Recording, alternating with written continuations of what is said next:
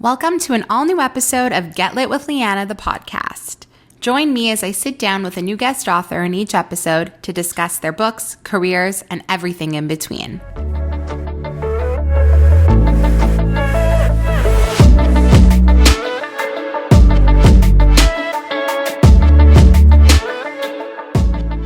Today is a very special episode. I am joined by a very good friend of mine, Pons at Books Over Bros on Instagram. He's an amazing creator. If you're not following him, don't really know what you're doing. You need to pause this podcast, this video, and open your Instagram and make sure you're following him to not miss out on any of his posts. He's such a thoughtful creator. He writes the most gorgeous captions, takes the most stunning photos. There's nothing to not love about him, basically. And he wrote a book. The book is amazing. I read an early copy. It'll be out soon. I can't wait for you all to read it. But when I launched this podcast, he's just been the most supportive. And I cannot wait for you guys to hear what we talk about. You're not ready. Here we go. Welcome, Chip, the very talented Chip, to the Get Lit with Lianna podcast. I am so excited that you're here and that you agreed to do this, that I can't believe that it didn't take much begging on my end. Like, you were very amendable. I really don't have a lot of things going on. So when I got this invite, I was like, oh yeah, I'm down. That's so funny. That's so nice of you to say. But I need to first tell you, I feel like we've never discussed this before, but I don't know if you have like a first impression of me, but I like very much have a first impression of you. And I feel like it's necessary for me to share it because like everyone likes to be flattered now and again, you know? Sure. So when I started my account, like, I don't even know, over a year ago now, I guess, I like didn't really know who to follow. Like I was trying to figure out like where like my niche was. And like, obviously I'm drawn to romance readers, but I didn't like know where really to start. And I was getting random suggested posts to follow. Like it was just kind of like a mishmash of random things. And one day I saw your page. And at the time, like, I don't even think you had 10K at the time followers, but I saw your photos and I was like, oh my God, this guy's like the real fucking deal. Like I was taking like shitty pictures on my iPhone, like not like of my Kobo, like not playing with lighting properly, like not using props, like just like literally my hand holding up a book. And like your photos were so gorgeous. And I was like, oh, I have to follow him. So I followed you and you followed me back. And I remember when you followed me back, I was like, oh my God, like this guy that has like however many followers you had, like 6, 7K. I was like, you follow me back. Like, that's crazy. And then I remember like there was other things that were just like going on in the Bookstagram world. And I would see your posts like being shared and everyone like always spoke so highly of you. And I was the most intimidated by you. Why? Like, oh my God. I just thought you were like literally Bookstagram royalty. Like, I'm not even trying to be funny. Like, I was like, actually like put the crown on your head. Like you were like untouchable to me. Like you were just like the best. Like, and then the cherry on top, like the pièce de résistance was then you were like, I'm doing a live Q&A with Colleen Hoover. I was like, what the hell? Like, who is this guy? And I was just freaking out. And then like you and I started DMing. And then obviously like how our friendship really began was like not too long ago when you asked me to read your book, which we'll get into. But I just have to tell you that like never in a million years, a year and a half ago, when I started my Bookstagram page and saw your page, did I ever think we would be in this position right now, like you as an author, me as a podcaster. And like, it's just a true honor that this has come to be. And I just had to like share that little anecdote with you, Chip. You're the real deal. Well, first of all, I appreciate you saying all those incredibly sweet and nice things about me. I feel like I'm just taking pretty pictures of books and like having fun and like randomly sliding into people's DMs like, hi, let's be friends. So I want everyone to like message me and be my friend and like never feel intimidated to like chat because I'll talk about random stuff I'm pretty sure you regret being my friend now because I just send you voice memos and texts about everything that's going on in my life. No, it's the best. And I think it's very important that I reiterate that you are the least intimidating human and the most friendly and the most welcoming. And like, you could be friends. Like, I feel like we both have that same energy where like, we could literally talk to anybody, be friends with anybody, like make common ground with anyone. So I hope that didn't come across as like me actually being scared of you because you are literally the best person ever. And I'm so happy our paths crossed. And as I always say to you, like we're attached at a limb now. So if you want me gone, like you have to like sever off a limb, literally take it off because it's attached to me. No, but I need to know like what drew you to Bookstagram? How come you started your page? Like, tell me how this came to be for you. Yeah. So it was like a pandemic project for me. I guess I'd been following like a few influencers that were like towing the line of Bookstagram before I knew what Bookstagram was. Like Ashley Spivey is someone who I adore and who I have respected. And for anyone who doesn't know, she was on the Bachelor franchise. That's how I know her. Yeah. Yeah. She ended up creating a massive book club, and she's been featured in Vogue and like all these crazy magazines. And she just always shared the greatest book recommendations. And I would just like comment on her posts and I'm like, oh my God, I'm reading that too. And no one knew who like random Chip Pons was with a private account. And so I've always loved reading. I've always loved photography. And during the pandemic, my husband and I moved from Texas to Los Angeles. The weekend, LA shut down. And I just decided like, I'm going to do it. Like, this is fun. I'm going to take pictures and I'm going to show my reviews. And if anyone wants to follow, cool. And like literally from day one, it was the most welcoming and like inclusive community I've ever been. And one of my girlfriends and I, we joke about the phrase like the nicest corner of the internet, but like it really is, you know. It really is. I just started taking pictures and like messaging people and becoming friends with them, and here we are. So crazy. Okay, so but I know that you're the biggest Colleen Hoover fan, as am I, but I think you probably could take the title. Like, it's fine, I'll give it to you.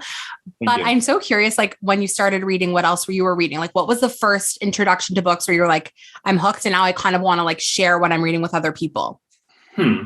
I feel like in my adult life, it was a lot of like Colleen Hoover-esque books. But I think for me, when I was like older, the book that like really, I know you just read it, but like Red, White, and Royal Blue was like that book where I was like, holy crap, this is like, I want to talk about this to everyone. And I want to share, like scream about it from the rooftops. It was just one of those books that grabbed me by the heart. And that was like the first time that I saw myself as a gay man represented in a it was the most unrealistic storyline, but it was such a realistic and like non-stereotypical role of a same-sex couple. And so I was like, this is awesome. So I think that was kind of when I was like, let's talk about books more. And like, I want to share that passion because I'm pretty sure the people in my like real life, like my family, my husband, my friends, like don't want to talk about books with me. So it's been great to have an outlet. That's very fair. But when you and I were speaking about Red, White, and Royal Blue, and I was like very totally honestly coming to you and being like, hey, I really have no experience in LGBTQ romances. Like, where do I start? And you said to me exactly that you had never felt you were properly represented in a romance book. And that was like very, very interesting to me because as a heterosexual woman, I never considered like what types of LGBTQ books there are or like gay romance books are fetishized, right? I think so. Yeah. So I'm like so curious about your point of view on it, just from your experience and you being a gay man, how you view it and what makes like quality books different than some of the other kind of junk that's out there.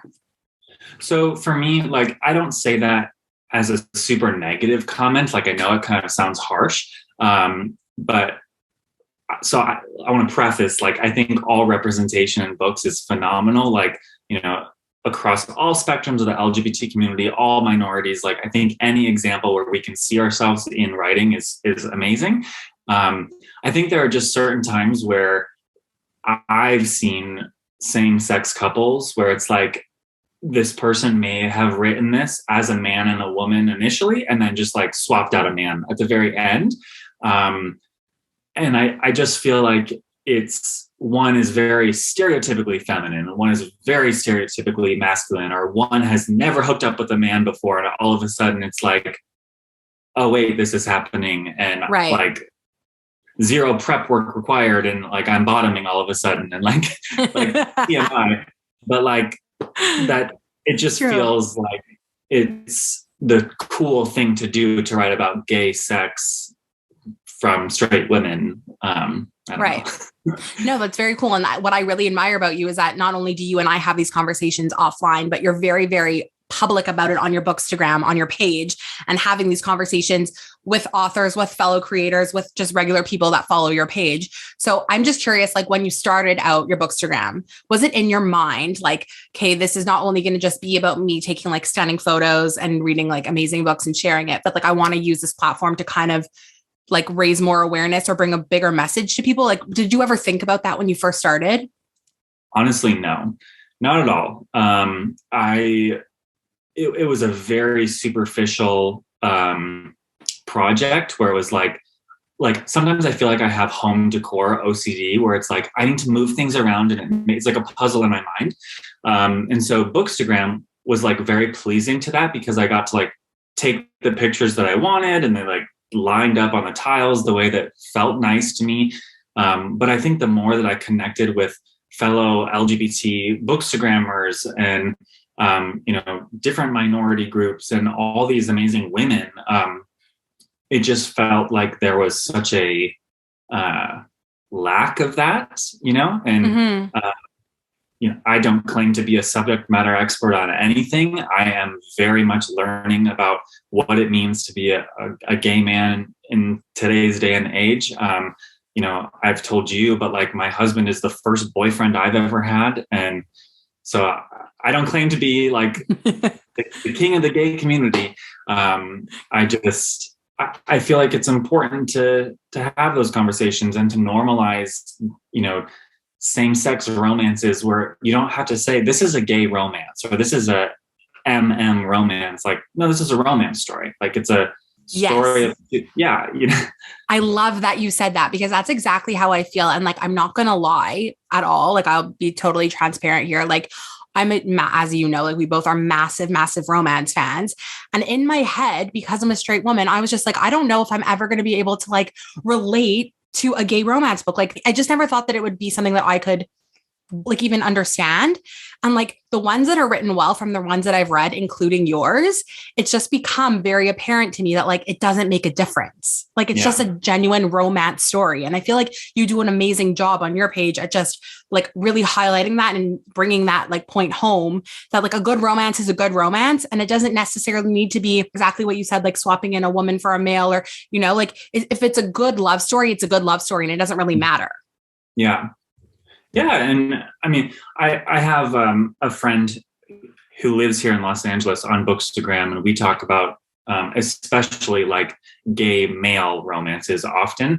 And, there's different ones that appeal to, different books appeal to different people. And it's, just because it's a gay book doesn't mean that a gay man is going to like it. And just because it's a straight book doesn't mean that a straight person is going to like it. So it's all very subjective. It's all very touch and go, but I think I don't know. I just try for me on my page. I just try to like for Pride Month, one of the things that I talk about is like, hey, cool. Like it's awesome that you're showing your rainbow stacks during the month of June, but why don't you try to read a gay book during May or during December or like incorporate it all year round? And that can be said for every observance where we're not just, we've talked about this promoting stuff during the observance month. We're trying to diversify our reads all year round. So it's a natural thing down the line.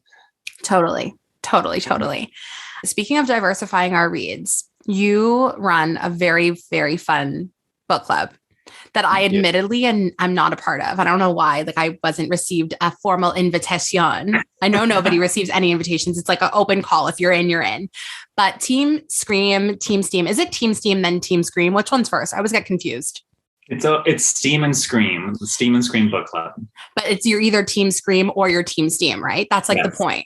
Yeah. So tell me like, or you're both. Okay. So tell me like how you came up with this idea, what the concept is, what the monthly meetup is like. I'm very intrigued by the concept.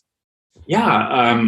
So like you mentioned earlier, romance is like my jam. I love crying. I love, books that like make me sweat a little bit. But then I also love thrillers. And so those are like my two go-to. I love being scared in a book, not in a movie. And then I love reading romances. And so for me, when I joined Bookstagram, I was kind of a part of different book clubs that were amazing, and they're filled with so many awesome people, and I will support them forever. I just didn't always like the books that we were choosing, and I think that's normal.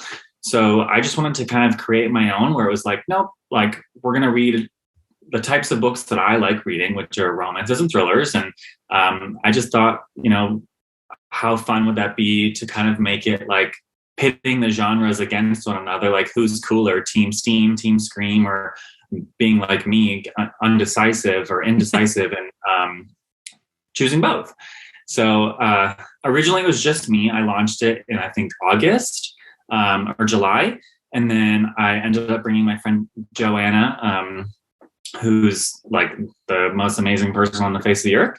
And she has really helped me, especially with the Team Steam side of things. And then now we have our friend Mark, who helps us with Team Scream. And so, we meet once a month.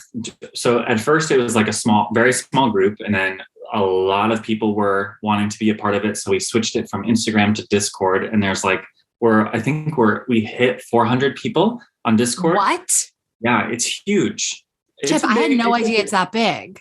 So I'm going to address this. And I'm speaking directly to the Steam and Scream Book Club if they're listening right now, because I'm mad at you. They are listening. No, I'm just kidding. No, so a bunch of people join and like make an appearance. And then it's like, because it's on Discord, it's a little confusing. So we're trying to figure that out. So like 400 people are on it. But there's not 400 active people. So okay. That's why we recently made the switch back to Instagram and made it a smaller group, listening to kind of the feedback that we were getting. And then, we meet over Zoom, and 9 times out of 10, the authors join us, which is like super fun, and they chat with us. And I'm really excited for that. That's so much fun. And we have signature cocktails, which makes it even more fun. You do that all the time? Yeah. Who comes up with them? I mean, it's a combination of me, Joanna. Sometimes we like get feedback from our other friends, and it's really cute. That's so fun. You like send out people like a menu, like a drink ingredient list. I mean, like, This is the drink. Yep.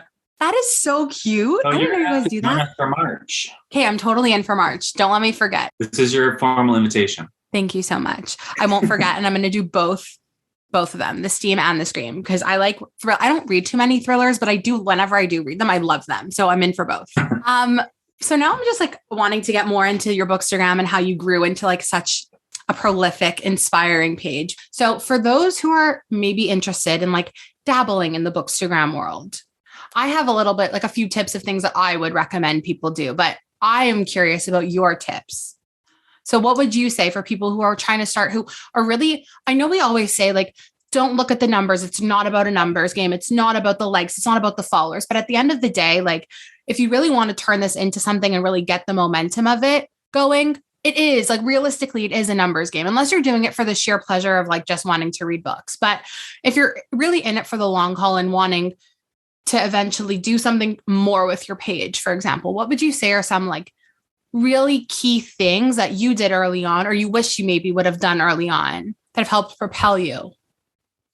So for me, you brought up like the numbers thing. Like it's so much easier said than done, right? Like you can say, oh, it doesn't matter about the likes and it doesn't matter how many followers you have. But unfortunately, with the industry of publishing, they look at that. And I feel like you don't get a lot of books or like arcs before you hit a certain milestone, which to me, that doesn't make any sense, because some of my favorite accounts have like 10 followers, like I'm being dramatic, but like, it's not the big accounts that I look to for good book recommendations or great content. It's the smaller ones.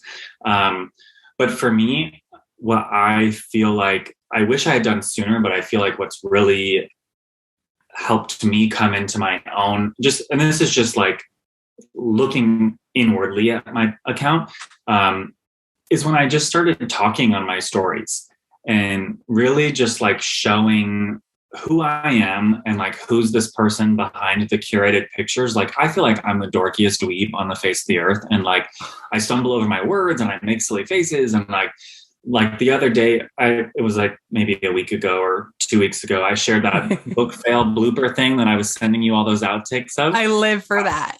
When I posted that like very transparent and kind of embarrassing fail picture, and then like all the bloopers that accompanied it, I truly never received more DMs and like comments and like messages about, oh my gosh, like this made me laugh so hard. Like, thank you for putting a smile on my face. And like, at the end of the day, I think being as authentically you as you can on a platform that promotes perfection and like beauty in all its facets, whether that's like pretty pictures or pretty people or whatever. I think just showing who you really are and just being goofy and silly and not taking it too seriously, like that's been a game changer for me, because at the end of the day, like people are seeing shit. Like I'm So true. I'm goofy and I'm silly and I just take pictures every now and again and read books. So It's so true though. Like coming back to the first thing I was telling you earlier in our chat about like how I found you to be like intimidating because you like your page was so gorgeous and stunning. Like I honestly think I should go back and read our DMs. Like I feel like my first message to you was in response to a video of like you talking and me seeing like, oh, he's just like a silly, goofy guy. Like he's just like my friend. Like there's nothing scary there. So that's such a good piece of advice, I feel. And I think a lot of people maybe would join the Bookstagram community because they feel like they want to hide behind their books or they want to like hide behind something. But it's so true. Like just being yourself and like showing everybody what you have to offer is obviously like a very important currency. I just feel like finding ways to talk about what you love in a way that's uniquely you, whether that's, you know, in the way that you type your captions or in the way that you do your posts. Like for me, so my career field is I'm in public affairs and communications, and I love interviewing people. Like I was a photojournalist in the Air Force. And so for me, doing the Instagram lives with the authors, that's what makes me happy. And like, even if it's not on live, even if it's just like a private conversation where I'm getting to learn about them and like hear about their stories and their writing process, like for me, that's what Bookstagram is about. And so the moment I started doing that, I just felt like my entire experience with the platform changed, and I was able to just have fun with it and make it what I wanted to be. And I stopped, like, well, I remember first joining and I was in engagement groups and I was constantly like trying to do challenges and post pictures like so-and-so. And I think the second I just was like, nope, this is my little safe space and this is what I'm going to do to make me happy. It just made it way more fun. I got called the other day. I was like Bookstagram's favorite uncle. And that was like a title that I wear proudly. I know someone messaged me and was like, oh my gosh, you're like Bookstagram's favorite uncle. And I screenshotted that. And I swear to you, when I have like my office set up one day, that will be framed in there. I love that. But like for the new people that are coming in, like one, don't be afraid to message people and like just kind of make it your own. But then also like just be very mindful of the people who are negative and like who only share like the downsides and like their hot takes and honest opinions, which I think are amazing. I think we need honest opinions. We've talked about this a lot. But just, you know, there's good in every book. There's good in every author. There's good in every fandom. So just be mindful of that and like be nice to people. It's very simple. Be nice and have fun. Such good advice. Wise words from a wise human. Now to pivot the convo. Pivot. Because Pivot, not only are you a content creator extraordinaire, but you've officially dipped your toe in the writing pool and you wrote a book. And I know we can't say the name of the book or really speak much about the plot of the book. But when you messaged me and you were like, okay, I think I'm ready for a beta reader. What do you think?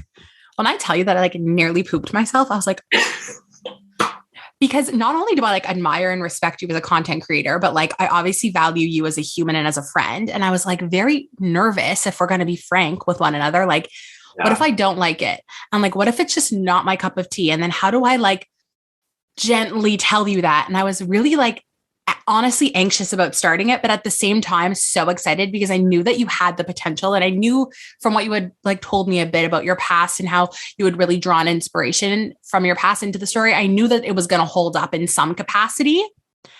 But like, as I've told you 1.5 million times, I adore your book. I think about those characters still all the time. I think about the story all the time. And I really am just like so proud of you that you did it.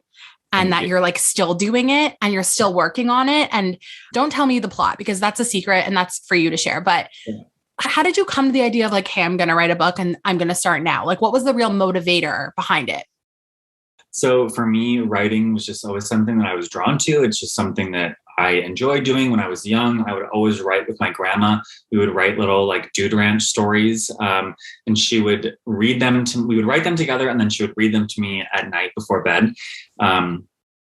So it's just always something that I've had in the back of my mind. Like I like storytelling, and I like being creative.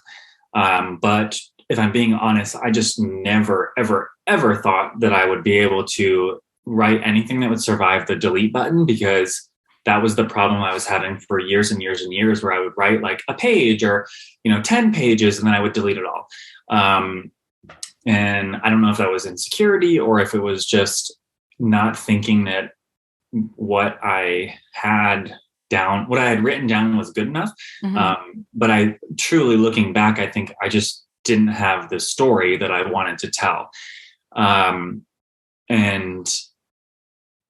it wasn't until like October of this year where I'd been connecting with a lot of authors and just kind of hearing about their writing process, and it's being a part of this community. And when you have direct access to these authors and these publishers, it's very like inspiring and motivating. And I had just read one of my like favorite books of all time, The Acts of Life by Kristen Mulligan, who is an indie author, who is a bookstagrammer. And it was like the biggest, like, wait, what moment of any book I think I've ever read.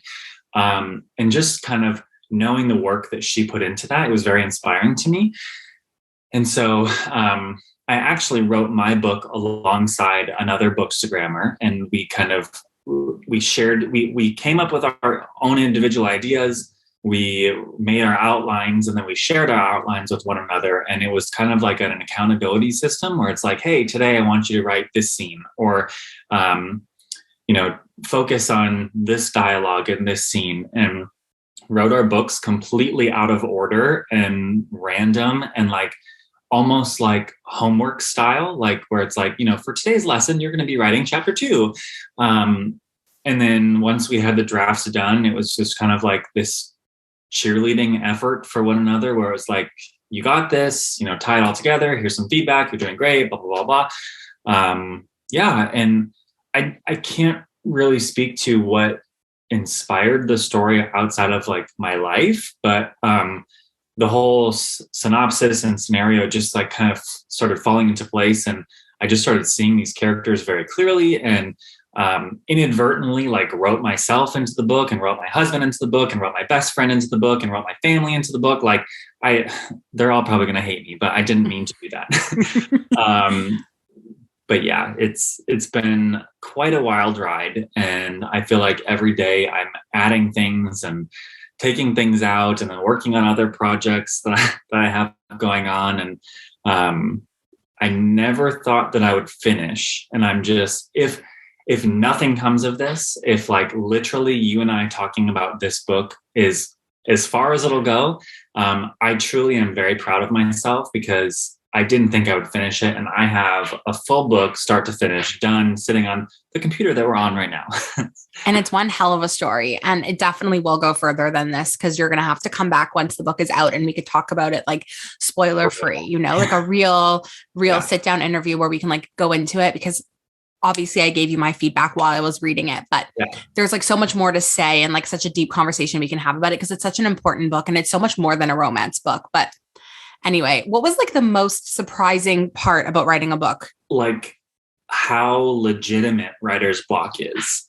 Really? Yeah, I didn't like, I had always been like, oh, I don't know what I'm going to say. And then like have been able to write like for homework or whatever, or like for work, because I write articles for work all the time.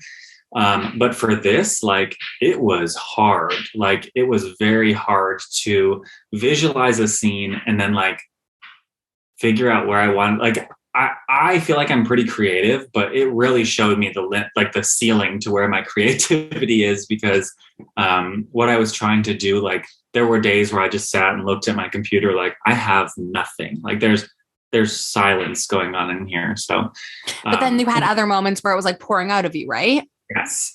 Yeah. There were definitely moments where like I would write like 3,000 words just like in one sitting, and they may not be great, but it was at least getting something on paper and then hitting save and then walking away. And I think for me, that was like the most important thing to train myself to do, was like dump it all out, hit save, close my computer, walk away. And instead of like obsessing over one sentence, because that was my biggest hang up, where it was like, no, this one transition moment isn't working. Right. Even like when you handed me the copy, you were like, I'm still working on one thing. Like, and even now you're messaging me being like, hey, what do we think? Do we need to add this? Should I remove this? Like, it's constantly a work in progress. When do you think you're just going to be like, hands up, like no more? So fun fact. I thought I was at that point, totally thought that I was at that point. And I actually joined this incredible little writers group on Instagram with like, I think there's 9 of us, and all different genres. And we're all kind of like sharing our little works in progress right now. And right before I got on this call, I was getting some feedback and I was like, oh my gosh, I have to add like 2 or 3 chapters in the beginning to like just flesh things out. Right. And I mean, excellent feedback. And I feel like I'm almost at that point where like I'm trusting my gut, where it's like, okay, this is done. It's ready to go. I feel like, if I'm being honest, I could publish as is and it would be fine. You'd be more than fine. More than fine. You're sweet. I mean it. I appreciate that. But no, I've gotten some good feedback recently, and like it's been helpful to have some more seasoned sets of eyes on it, who have not poked holes in my story, but definitely like shown a light on like, hey, this is great. Let's think about adding something here to make it even better, or like to make this at the end more impactful. So I'm excited to do that. I thought I was done. It's so crazy, but because this is like obviously a very personal story to you and it's your first book, do you like take any offense when people say stuff like that to you? Like, how do you not feel like this is my thing, this is my baby? Like, you know, like I get the people are being helpful, but. So I'm going to share a story from young military Chip when I first started as a photojournalist, and I was so annoyingly passionate about the stories that I would tell, like so possessive of them. And I would fight for like a period in the story, you know, like over everything for no reason, just because I was so immersed in the story that I was telling that I needed to have all the control. And like, I got bopped on the head one too many times, or not actually. But like, I had a reality check of like, hey, because I was working for the Air Force, it's not like Chip Pons was the storyteller. The United States Air Force was the storyteller. I had to learn to like let go of like, once I'm done, I kind of remove my emotion from it. At the end of the day, I could leave that group at any moment and just say, thank you for the input. Like, my story is done. Here we go.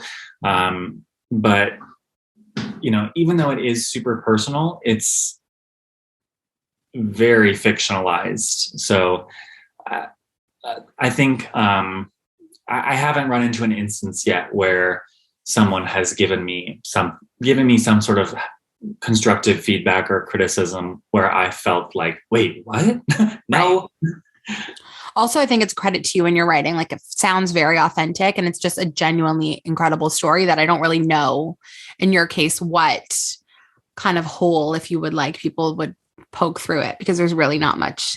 I mean, to go. So we can talk about like romance tropes, right? Like my book is a same-sex workplace romance.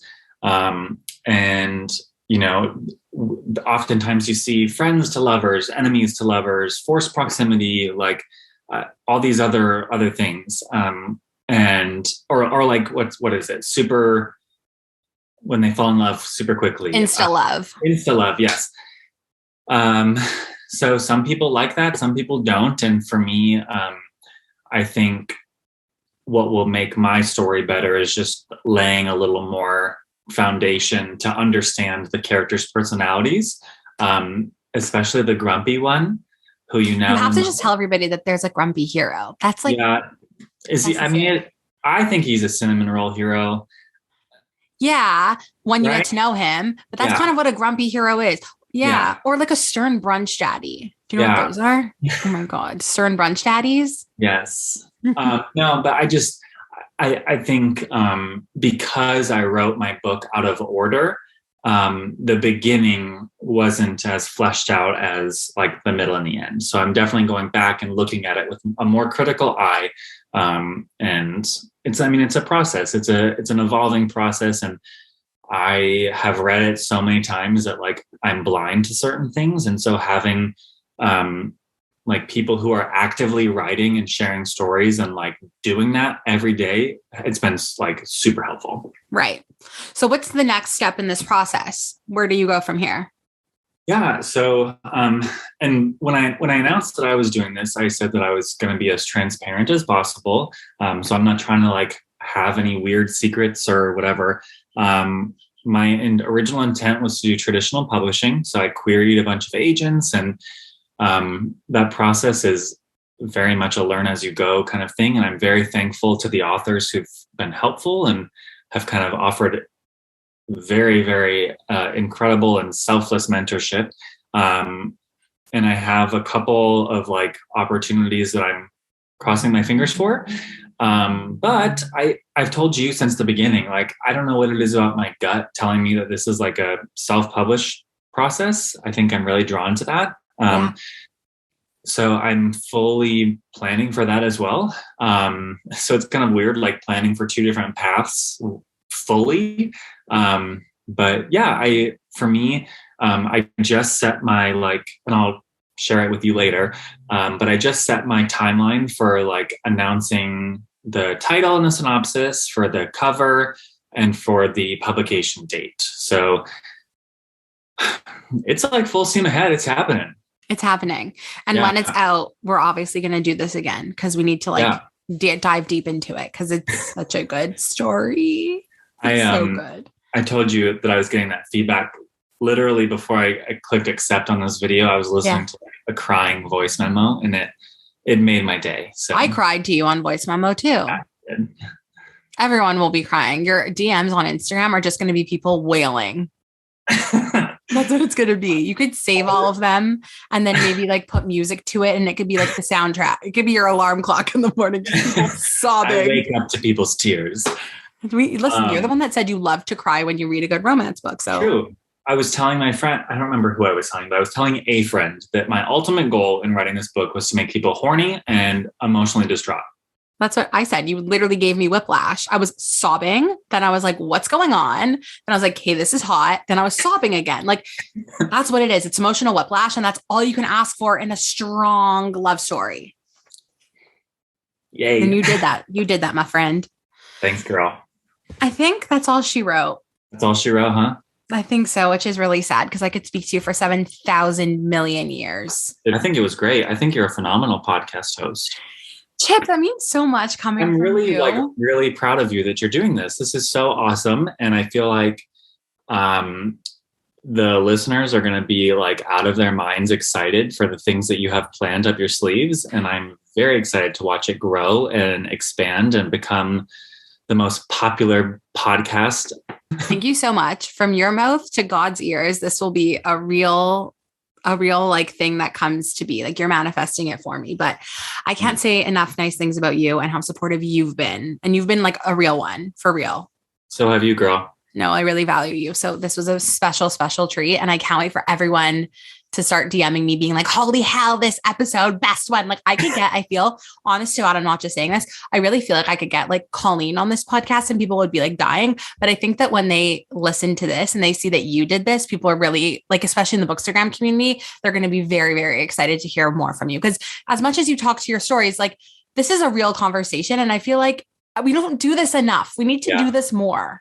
I've always been tempted to just like randomly go live by myself and just like talk. Do it. Like, should I do it right after we do this? Please, right now, can you go live? Sure, I will. This second? I'll do it right this second. People are going to fucking lose their minds. They're going to see that we're recording a podcast together. They're going to die. I'll do it to myself first. Yeah. Hey guys. Just coming to you live from my bedroom, and Hope everyone is having a good day. I'm actually doing something really fun right now. I am on a really cool chick's podcast. I think you may know her. Can you see who it is? Lianna? Hey, Hey. hey, guys, I got the best. I can't see, but I got the best guest for the pod. I know I said, I wasn't going to like tease who I'm talking to, But we're but doing it. we're doing it. This was the best conversation. I can't wait for you guys to listen. So I was just wanting to say hi and let you know that this is what I was doing. And we're having a good time, aren't we? No, it's the worst time ever. I hate talking to you. I would rather talk to a wall. All right. Hope everyone has a good night and we will chat later. I'm deceased. Truly, I cannot thank you enough for taking the time and doing this and having such like a frank and honest conversation and being so much fun always. And I can't wait for everyone to read your book, and you actually need to come back once it's out and we could like openly discuss it without spoilers, because there's so much to talk about, as I already said, but I really hope you'll come back. Definitely. Thank you so much. This was like a huge honor to be able to chat with you and support you in this endeavor. And very proud of you. Love you. Love you. Thank you so, so much.